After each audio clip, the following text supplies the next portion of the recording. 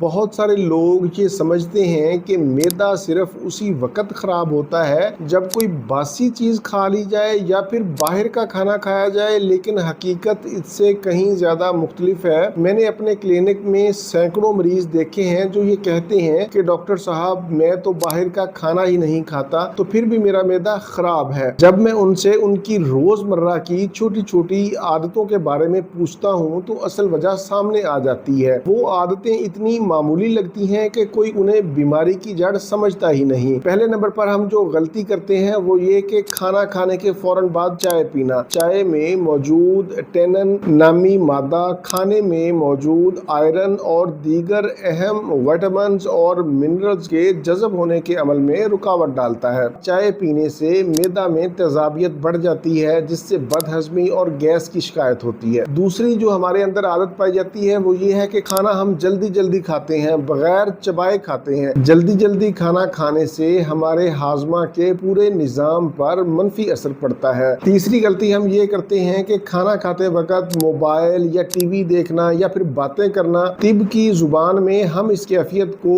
Mind لیس eating کہتے ہیں۔ چوتھے نمبر پر ہم کھانے کے فوراً بعد لیٹ جاتے ہیں، خاص طور پر رات کے کھانے کے بعد فوراً لیٹنا ایک ایسی عادت ہے جو معدے کو نقصان پہنچاتی ہے۔ بہتر یہی ہے کہ کھانے کے کم از کم 2 گھنٹے کے بعد ہی لیٹا جائے۔ پانچویں نمبر پر ہمارے اندر جو عادت پائی جاتی ہے وہ ہے پانی کی کمی۔ بہت سے لوگ دن بھر میں مناسب مقدار میں پانی کا استعمال نہیں کرتے۔ یہ عادت آہستہ آہستہ ہاضمے کے پورے نظام کو متاثر کرتی ہے۔ اگلے نمبر پر ہماری جو خراب عادت ہے وہ یہ ہے کہ بہت سارے لوگ ناشتہ کو اسکپ کر دیتے ہیں، ناشتہ نہیں کرتے۔ ناشتہ چھوڑنے سے دوپہر کے وقت انسان ضرورت سے زیادہ کھا لیتا ہے جو معدہ پر بھاری بوجھ ڈالتا ہے۔ ساتویں نمبر پر ذہنی دباؤ، ٹینشن یا ڈپریشن۔ یہ ایک ایسی عادت ہے جسے اکثر لوگ معدے کی خرابی سے جوڑتے ہی نہیں۔ دماغ اور معدہ ایک دوسرے سے براہ راست جڑے ہوتے ہیں۔ آٹھویں نمبر پر میں ذکر کروں گا کہ پین کلرز کا بے تحاشا استعمال کرنا، بغیر ڈاکٹر کے مشورہ کے بار بار پین کلرز کا استعمال کرنا